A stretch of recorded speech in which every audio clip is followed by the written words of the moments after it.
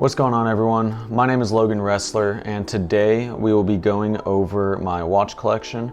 More specifically, we're going to be talking about the first watch I ever bought, my Hamilton Jazzmaster Open Heart. I'll likely make another video soon going over the entirety of the watch collection. However, I thought it'd be fitting that my first YouTube video will start with the first watch I ever bought. So I started collecting watches a little over 2 years ago after I got promoted at my job, basically just as a celebratory gift for myself. And what started as just a gift for myself quickly turned into a love and passion for watches.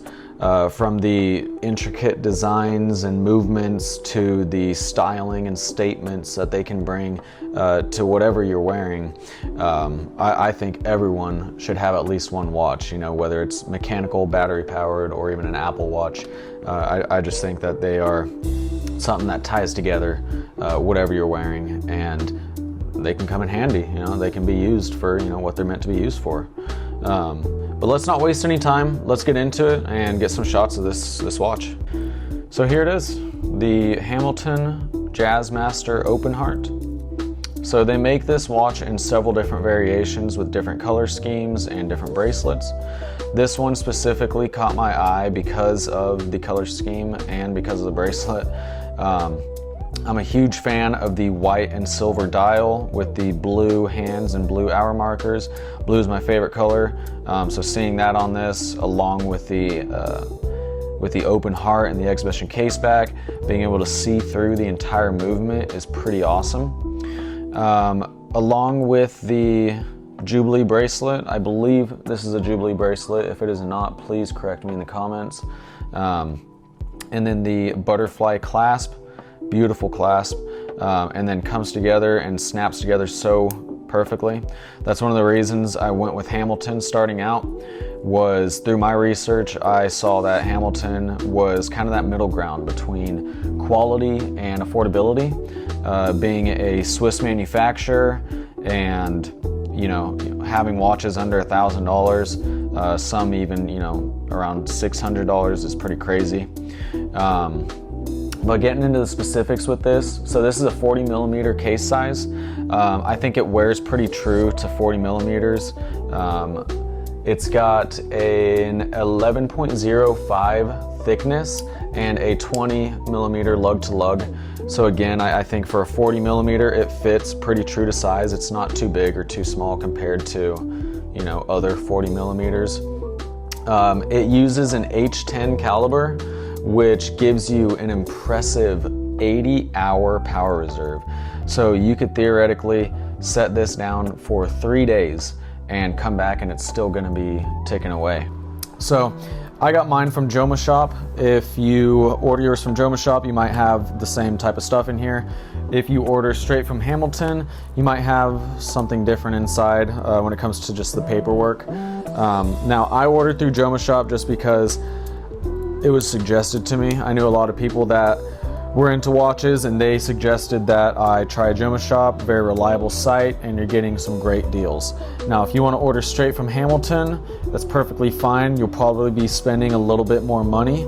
I know on the Hamilton website, this watch is going for around $1,200 and I paid $882. So I saved about $300 going through Jazzmaster, and of course it came in perfect condition, right? No scratches, no scuffs, nothing broken, anything like that. So whenever you purchase yours, it hopefully will come with this little protective cover. I really like this just because it keeps the box basically in perfect condition. Now, that's great if you plan to sell the watch at any point, or if you want to pass it down, it'll make sure that your box is in great condition. Now, the box, pretty standard, doesn't have anything on it besides a little sticker there and then Hamilton right on the top. And when you open it, you'll slide it right up. And on the inside, you'll open that down and you have your watch box right here on a little shelf. And then below that shelf, you've got all your paperwork down below. So we'll go through the paperwork real quick. So in here you have your user manual. So if you need to learn how to set the watch or anything else, of course, you've got your user manual. Because I ordered through Jazzmaster, I got this international warranty card. If you order through Amazon, Hamilton website, or anywhere else, you probably won't have this. You might have some sort of other warranty card if you get that. And then I have my receipt, just a piece of paper with the receipt. So yeah, I bought this about 2 years and 2 months ago. And so that's everything that comes in the box. Now inside the watch box, now this is not real wood, however, looks like real wood, looks really nice. This is probably the nicest packaging that I have ever received a watch in, which makes sense because this is the most expensive watch I've ever bought. Now, like comparing this to Seiko, I got my Seiko box right here for my Seiko 5. I mean, clear difference, right? This is just cardboard. I'm sure this is too, but it's like, it's a thick cardboard. It almost does feel like wood. Now this is cardboard. You got, you know, a little plushie in here. It's not leather, nothing crazy, just cardboard. That's it, right? And that's all you get for your Seiko, right? But we'll go over that on another date whenever I go over my other watches. But with the Hamilton, you got your nice Hamilton here, your H logo, beautiful H logo on the front.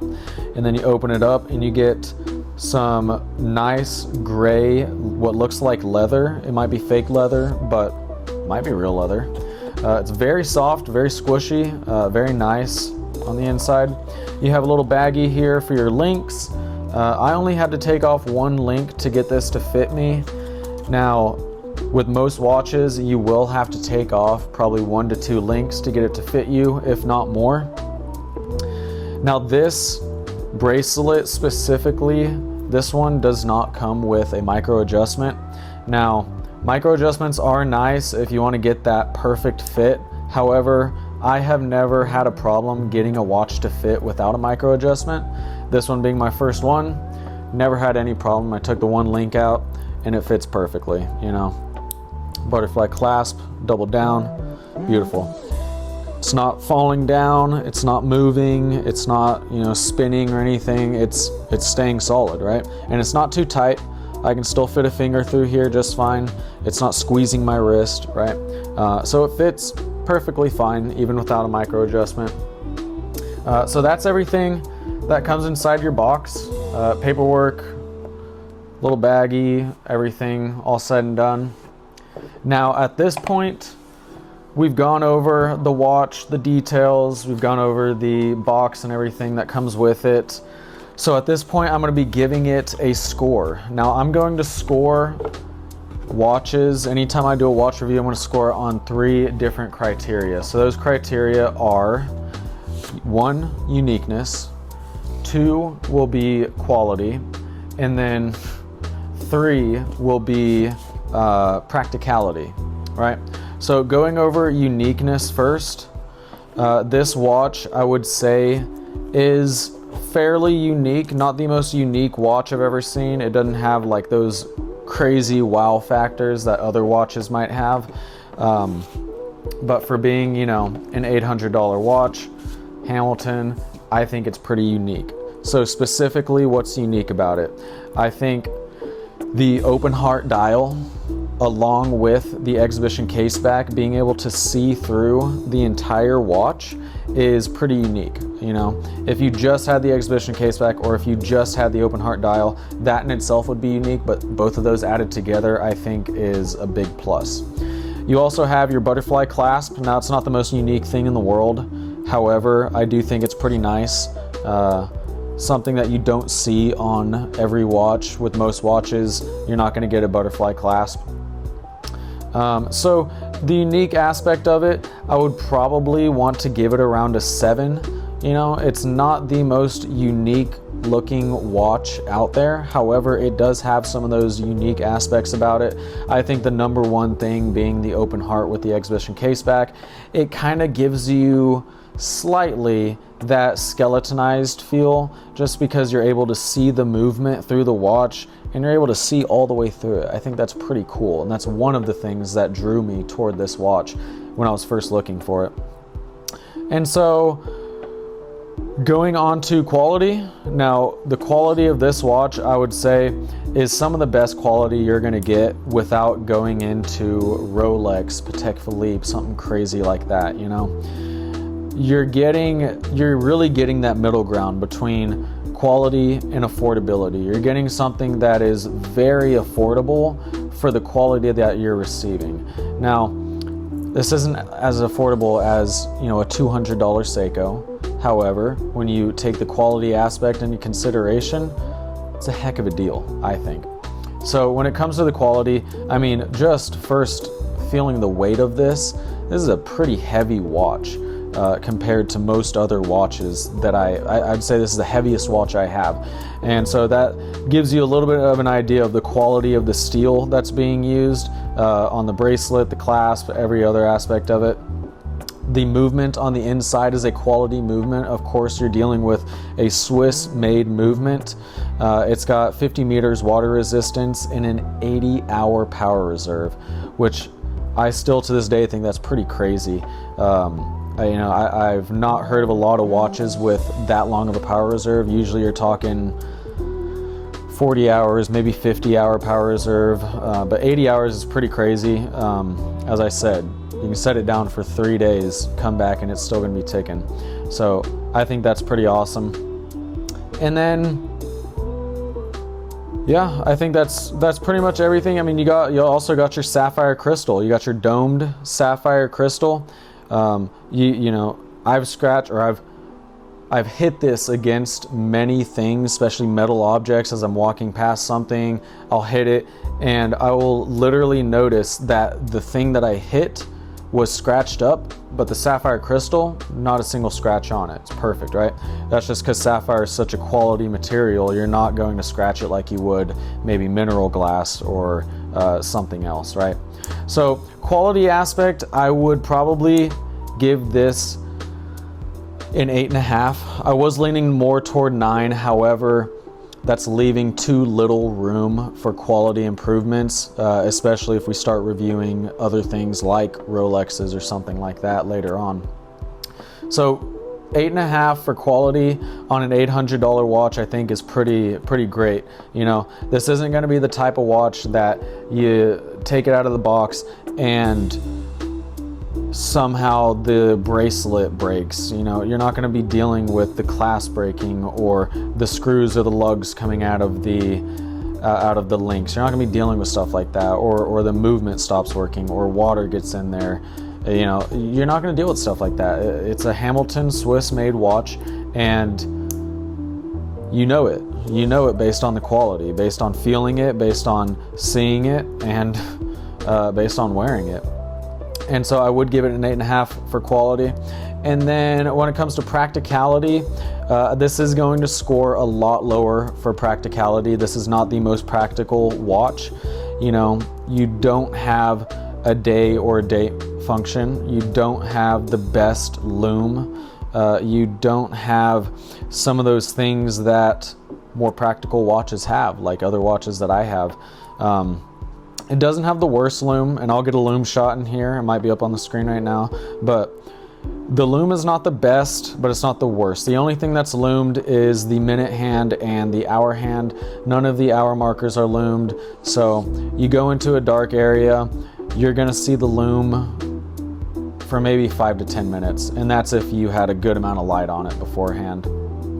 And so practicality, you know, this isn't something I would wear every day by any means. You know, I'd like to wear a watch, a daily watch that's got a day-date function. So if I need to know the date, if I'm writing the date down, if I forget, I can just quickly look at my watch, and I've gotten very used to that. I used to, even with a watch on, I would pull my phone out to check the date.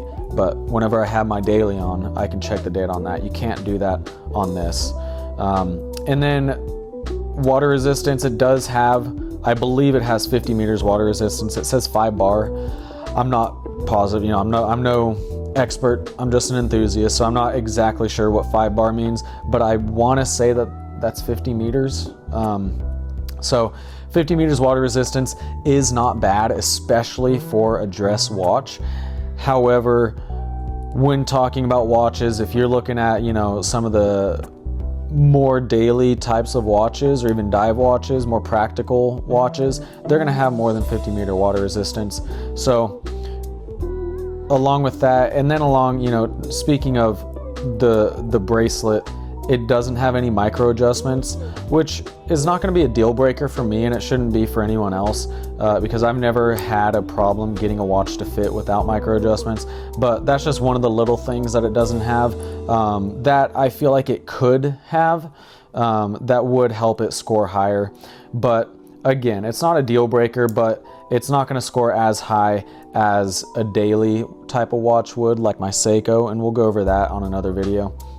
But yeah, for practicality, I'm leaning more toward a 4.5, maybe even a 4.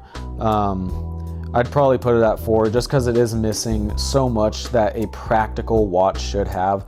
But again, this is not your daily type of watch. This is not your practical, you know, versatile type of watch. This is a nicer, dressy watch, and that's one of the main reasons I got it, is because I was looking for a nicer, dressier looking watch, something that I would feel good about passing down to my son whenever I'm older and, you know, I've spent my time with it, you know.